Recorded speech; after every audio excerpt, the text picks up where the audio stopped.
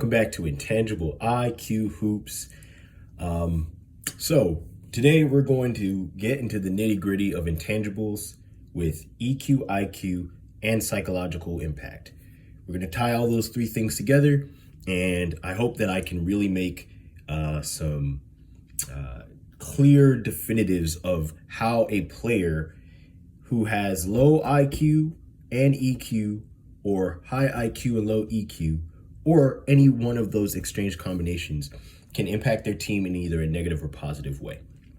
So, my particular source this time, before I really get started, like, subscribe, comment, give me your feedback, tell me what else you would like to see. There's so much more that I have to do some research on and to be able to convey what I understand of it, and kind of having some resource base, and be able to also share with you my full understanding. I've loved basketball for a very long time. I'm passionate about the sport. It's something that I could talk about all year long. And so I want to get down in the nitty gritty, get in depth, be in the depth of the net, get deep into what happens on the court, what happens off the court, and how those two things correlate and how it impacts players and what they provide as a product on the floor. So we talked about the intangibles of the game. I'm going to run those back. And a lot of this has to do, again, with training, with feel, and someone's environment. All those different things are a part of this. So intangibles is covered, not limited to coachability, communication, accountability, attitude, effort, competitiveness, commitment, grit, and attention to detail. Now, in a player who has low EQ will practice selfish means within intangibles. And what that means is, in coachability, instead of being open to feedback, constructive criticism, and being able to grow themselves as a player, as a teammate, and as a person, they will reject and ignore coachability, being able to be receptive. Also, that lends itself to communication.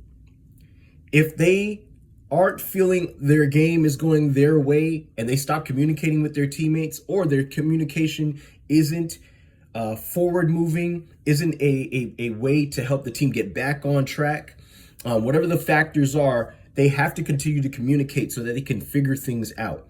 When teammates stop communicating, the ball loses energy. And when you lose energy, you lose synergy. And when you lose synergy, you start to lose feel of the game. And that's when a lot of losing can happen. A lot of chemistry can be damaged if it's not taken care of sooner than later. Accountability. Players who have low IQ and EQ are unwilling to take accountability or responsibility for their actions. Also, being able to hold others accountable when they see something. They'll say it's not my fault, or that's not me. I shouldn't care. No, you should care as a player. Accountability is huge and important in intangibles. And if you don't have the emotional quotient to have empathy and connect to your teammates and be helpful as possible, accountability is going to be a struggle.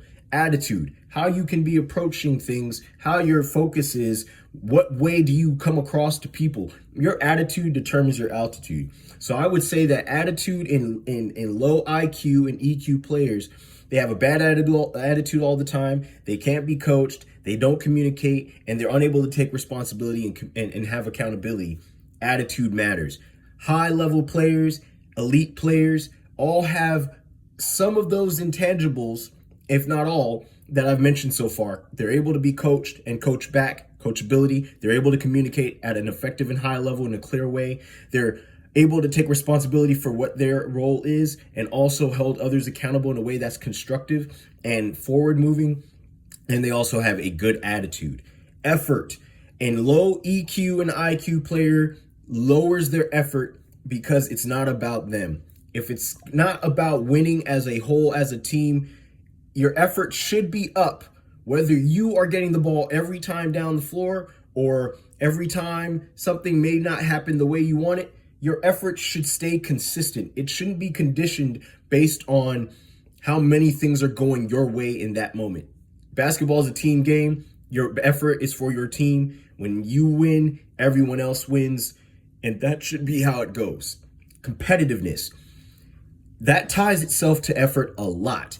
A player who has low effort also lowers their competitiveness And by lowering their competitiveness, they are a detriment and drag their team down. They are not helping, they're not buoying their team, they are dragging their team. So a low IQ player, a low EQ player lowers their competitiveness as a way to say, well, it's not going my way, again, with attitude and effort, so I'm going to be less competitive about this. I don't care.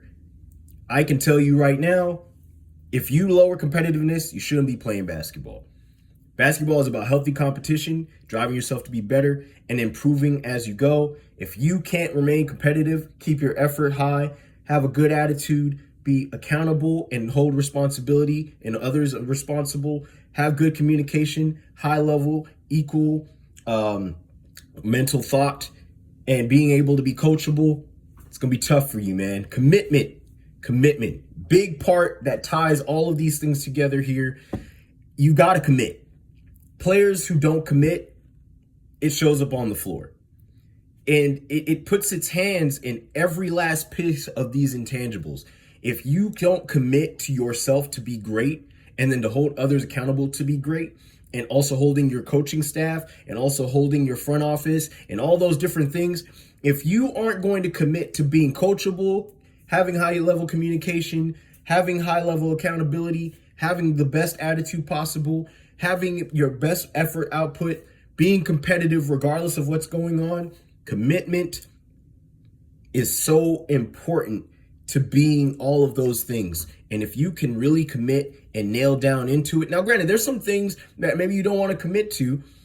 Some situations aren't healthy, so you don't want to always commit to every single thing. But if you're in a situation where it's driving you, it's growing you, commitment is huge. And it really, really nails down a lot of the other intangibles. Grit, doing things with energy, with effort, with push, with that edge. That ties itself to competitiveness, commitment, and effort. Doing things with grit, getting down and doing the small things well, getting down and really getting your hands dirty about how you want to get things done, and really doing things with an edge that really brings your team to the next level. Looking at players who are in the league, players that are going to be in the league, all of those things, having grit is a part of committing, and having commitment is being competitive and committing to being effort driven, and having the best attitude, having accountability, communicating highly, and being coachable. That last detail is attention to detail. Do small things great so that big things are simple. Do things small great so that you can do things better on a larger scale. Attention to detail means that you can pay attention to even the most minute thing. You can tell when the screw is loose in a specific area. You can tell when there's this area that you could be a little bit more proficient in. Players who have high attention to detail become really good players. Now, they may not average all the best stats in some people's opinion, but they're always in the league when they have high attention to detail. And also, these all hold hands. There are no separate ways to do this. High attention to detail allows you to be coachable, allows you to communicate well, allows you to be accountable and hold others accountable, allows you to have a good and effective attitude, allows you to put in your best effort, allows you to remain competitive, allows you to commit and really tie yourself into what your goal is, allows you to have grit. Attention to detail is so important as it pertains to intangibles and a person having high IQ and high EQ. At any rate, do things mindfully, see the game intangibly. I hope you liked what you heard. Like and subscribe. Please comment. Let me know what you thought. I'm really excited to share some more of what I believe is high, deep, intelligent basketball to be talking about, things about how a player can be best and what you can notice from players on the floor. Some of these things are able to be viewed. Yes, they're intangibles, but you can tangibly see them on a team, and the best players in the league, players who stay, players who stick, have these intangibles and employ them in their daily lives. At any rate, see the game intangibly. Peace.